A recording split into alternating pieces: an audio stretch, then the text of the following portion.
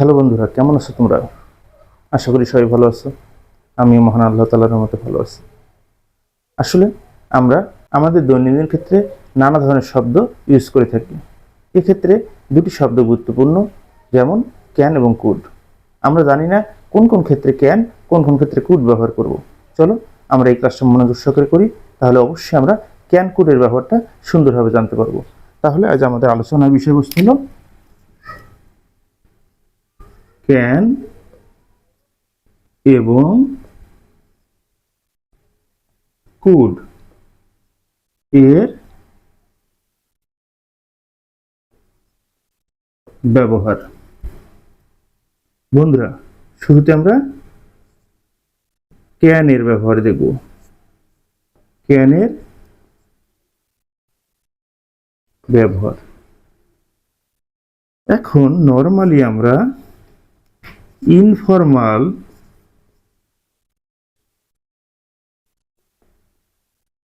কোনো কিছু বোঝাতে ক্যান এর ব্যবহার করি। এক্সাম্পল স্বরূপ যদি আমরা বলি, আই ক্যান ডু ইট। যদি আমরা প্রশ্ন করি এবং তা বর্তমানকে বোঝায় অথবা নির্দেশ করে, সেক্ষেত্রে আমরা কিসের ব্যবহার করতে পারি? ক্যান। এক্সাম্পল স্বরূপ আমরা বলতে পারি, ক্যান আই গো নাও। আমি কি এখন যেতে পারি? বর্তমান অর্থে এটা ব্যবহার করা হয়েছে, এক্ষেত্রে আমরা ক্যানের ব্যবহার করেছি। এরপর আমরা ক্যানের আরো কিছু ব্যবহার দেখব।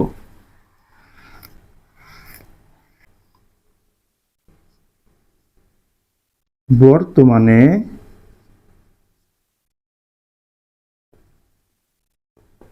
সাধারণত অনুরোধ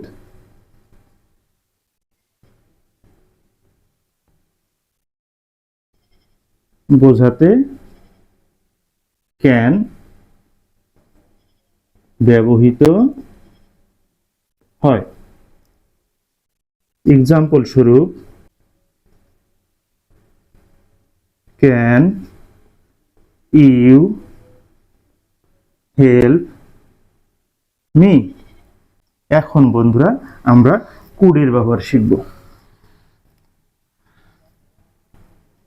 তাহলে আমি এখন যেটা লিখব সেটা হলো কুড।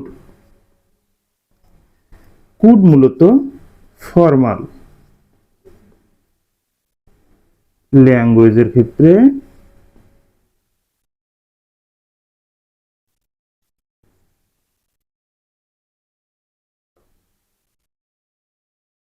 বসে।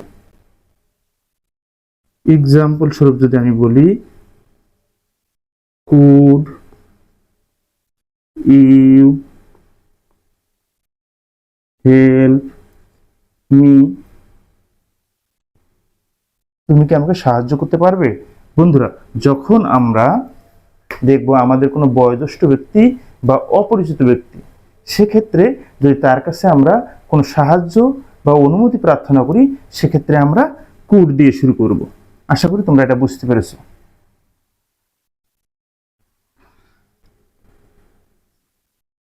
সাধারণত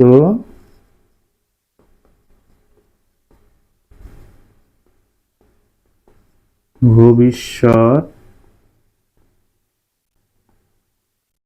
সম্ভাবনার ক্ষেত্রে কুড বসে।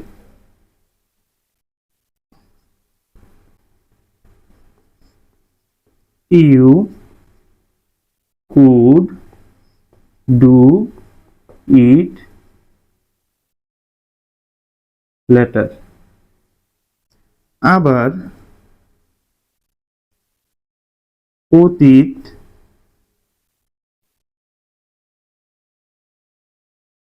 সম্ভাবনার ক্ষেত্রে কুড বসে। Example, when he was younger he could ran fast। এখানে দেখো কুড ব্যবহার করা হয়েছে। এখানে এর অর্থ হলো যখন সে যুবক ছিল সে দ্রুত দৌড়াতে পারত, তাহলে অতীতে সম্ভাবনা ছিল, এক্ষেত্রে কুডের ব্যবহার করা হয়েছে। আশা করি বন্ধুরা তোমরা এটাও বুঝতে পেরেছো।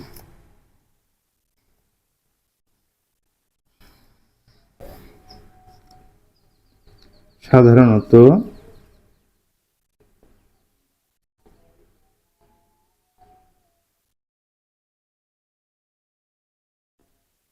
ভদ্রতার সাথে কোনো কিছু জিজ্ঞাসা করার ক্ষেত্রে কুড ব্যবহৃত হয়। Example, could you help me please. তুমি কি আমাকে দয়া করে সাহায্য করতে পারবে? তাহলে ভদ্রতার সাথে আমরা কাউকে কোনো কিছু জিজ্ঞাসা করেছি, এক্ষেত্রে আমরা কুডের ব্যবহার করেছি। আশা করি বন্ধুরা তোমরা কোন ক্ষেত্রে ক্যান ব্যবহার করতে হয় আর কোন ক্ষেত্রে কুড ব্যবহার করতে হয় এই বিষয়টা সম্পর্কে একটা ক্লিয়ার ধারণা পেয়েছো। হ্যাঁ, এখন যদি তোমাদের এই ভিডিওটা ভালো লাগে তাহলে তোমরা অবশ্যই আমার ঢাকা গ্রামার স্কুলকে সাবস্ক্রাইব করে দেবে। ধন্যবাদ সবাইকে, সবাই ভালো থাকবে, সুস্থ থাকবে।